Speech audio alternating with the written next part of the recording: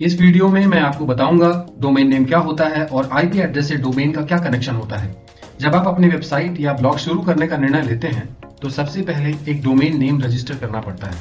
तो चलिए शुरुआत करते हैं। डोमेन नेम क्या होता है?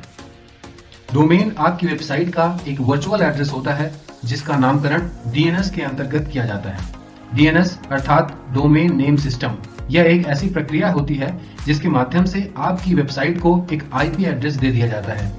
क्योंकि यह आईपी एड्रेस याद रखना आसान नहीं होता है, इसलिए इसी आईपी एड्रेस को किसी आसान नाम से सर्वर पर रजिस्टर कर दिया जाता है, जिसे हम वेबसाइट का डोमेन नेम या वेब एड्रेस कहते हैं। शुरुआत में जब वेबसाइट को आईपी एड्रेस के नाम से रजिस्टर किए जाने लगा तो दो बड़ी समस्याएं सामने आई। एक तो आईपी एड्रेस इतना लंबा होता था कि इसे याद रखना आसान नहीं था, और दूसरी बड़ी समस्या थी कि अगर आपने आईपी एड्रेस की एक भी डिजिट गलत लिख दी तो दूसरी वेबसाइट खुल जाती थी।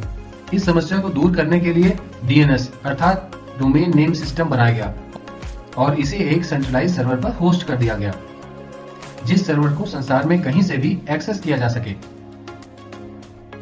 अब हम डोमेन नेम और आईपी एड्रेस के कनेक्शन को एक एग्जांपल से समझते हैं। दोस्तों, समझने के लिए हम दो वेबसाइट का उदाहरण लेते हैं। जैसा कि आपको दिखाई दे रहा है, इन दोनों वेबसाइट के डोमेन नेम और आईपी एड्रेस लिखे गए हैं। इसे देखकर आप खुद ही अंदाजा लगा सकते हैं कि वेबसाइट का डोमेन नेम याद रखना आसान होता है या आईपी एड्रेस।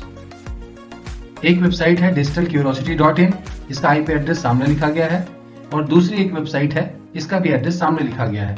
ये दोनों आईपी एड्रेस गलत हैं, सिर्फ आपको एग्जाम्पल के तौर पर समझाने के लिए दिखाया गया है। आप जब साइट के लिए डोमेन नेम रजिस्टर करते हैं, उस समय रजिस्ट्रेशन सर्विस देने वाली कंपनियां एक सेंट्रलाइज सर्वर में आपको एक आईपी एड्रेस दे देती हैं, और डोमेन बुक करते समय वेबसाइट का जो भी नाम आप सेलेक्ट करते हैं वही डोमेन नेम उस आईपी एड्रेस की पहचान बन जाता है, जिसे वर्ल्ड वाइड वेब यानी इंटरनेट पर कहीं से भी संसार में एक्सेस किया जा सकता है यानी खोजा जा सकता है। डोमेन नेम क्या होता है यह बात तो समझ आ गई। आइए अगले वीडियो में देखते हैं डोमेन एक्सटेंशन कितने प्रकार के होते हैं और डोमेन लेते समय आपको कौन सा डोमेन एक्सटेंशन लेना चाहिए।